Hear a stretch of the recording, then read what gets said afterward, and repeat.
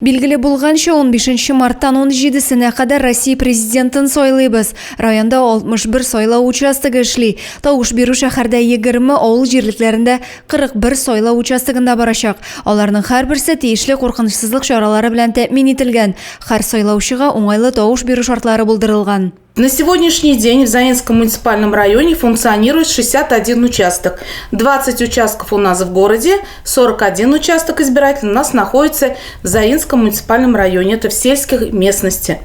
Все участки избирательные готовы к избирательному процессу. Үз участокларына килә алмаучы физик мөмкинлекләре чикле кешеләр сайлау комиссиясен бу хакта алдан ук кисәтеп куярга тиешләр.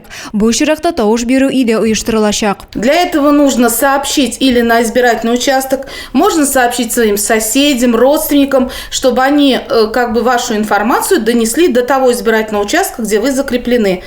С 17 числа до 14:00 принимаются такие заявки. Это в последний день тоже мы принимаем и выходим по этим заявкам для того, чтобы каждый гражданин мог отдать свой голос.